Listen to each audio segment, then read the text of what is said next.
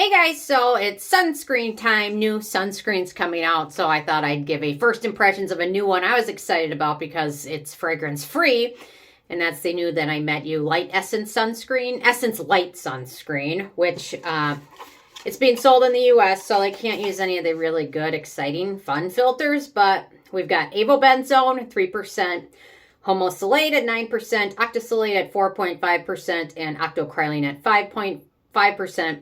5%, sorry. So obviously in here, the main UVA filter is Avobenzone, which for the US, it's the only real chemical UVA filter that they can use. Obviously, the mineral ones are great for filtering it out, but for chemicals in the US, we've got Avobenzone, which isn't my favorite filter because it tends to have a scent and it tends to be sensitive towards eyes. Otherwise, for the ingredients in here, we've got obviously those filters. We've got Galactomyces Ferment. We've got Saccharomyces Ferment. Then we've got like 6 or 7 different versions of sodium hyaluronate in here. And yeah, so that's about it. So let me give it a whirl. So it came as, I think it was $32. The expiration date is February of 2025. So it's a little bit better than the Glow Recipe one, which came and was due to expire in like less than a year. Okay, so the texture of it looks very creamy. It doesn't look like it's going to be light feeling, but anyway.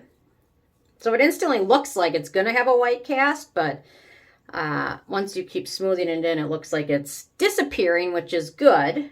It shouldn't have a white cast because it doesn't have any ingredients that should have a white cast. So, and I'm applying this over moisturizer. I'm applying this over, sorry, I keep time over. I love it. The Neogen High R Exosome Cream, which is amazing. I got to do a video on this one too because this stuff is amazing.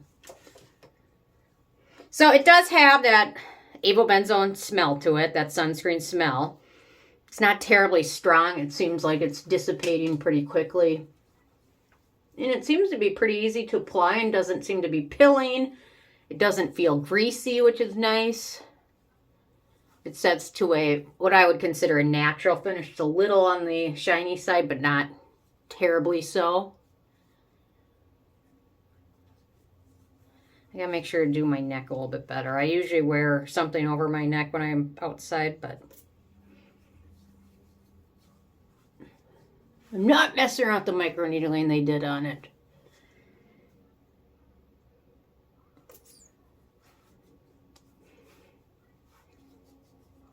So I think there we go. I think I did a pretty decent application.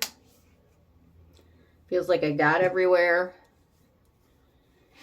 So I like the fact that it doesn't have a strong scent to it, but and that sunscreen smell, it dissipates pretty quickly. So, I mean, we don't have a ton of the filters, but otherwise, I guess there's ceramides in here, vitamin B, and then the several versions of sodium hyaluronate. So feels pretty nice. I mean, it doesn't feel greasy. I'll see how it goes throughout the day. To be honest, I really wish they could have made this like in Korea or somewhere where they could have used some of the exciting filters that we have, because I think it would just be better at UVA filtering versus when the only UVA filter they really get to use is Avobenzone, which isn't that great compared to some of the other filters, Uvinol A+, and all those other good ones over there. But whatever, that's what they have to work with, so that's what they're working with. So, but anyway, it feels nice. So I guess I'll quick apply my foundation over it, and you can see how that looks, if it looks any different. I'm going to use the Dr. Jart BB cream, which they discontinued and changed the version a little bit, but anyway, so it feels nice. And seriously, I can't say enough good things about this moisturizer. I absolutely love it. It's so good. Okay. I do like the finish of that sunscreen. It's natural, so it's not like matte, but it's not greasy, which is nice. And I'm glad that chemical sunscreen smell dissipated pretty quickly, because I can't stand that. I'm very sensitive to any smells, but that chemical sunscreen smell, when it just lingers, is irritating to me, and it bugs my eyes. But once the smell goes away, then my eyes feel better. So there we go. will say, I think the foundation looks a little shinier than it normally does underneath different sunscreens, but not terribly so. And then I'll quick set it with my powder and you can get a even better idea what it's going to totally look like for the day. But anyway, for the price, I mean, it's kind of expensive. How many ounces? 1.7 ounces, so it'll go fast. Very fast.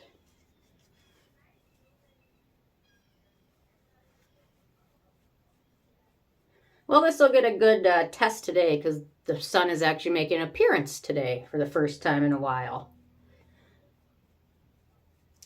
You know what? I think after I put the powder over it, I'm happy with it. I'm happy how it looks. I'm happy how it feels. I'll leave maybe a comment in the description and just let you know, did it accentuate dry patches as the day went on?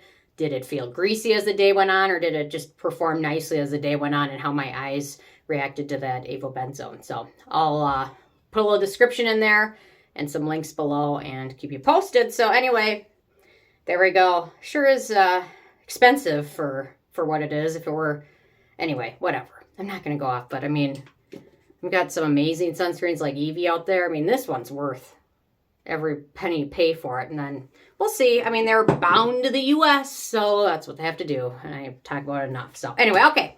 There we go. Interesting from you guys if you had a chance to check this one out yet or not. Or if you have a favorite current sunscreen, leave a comment. Love hearing from you again. Getting fired up for sunscreen week soon. Doesn't feel like summer yet, so I'm probably behind on that. But anyway, it was 40 degrees yesterday, so anyway. Okay, thanks so much. Bye, guys.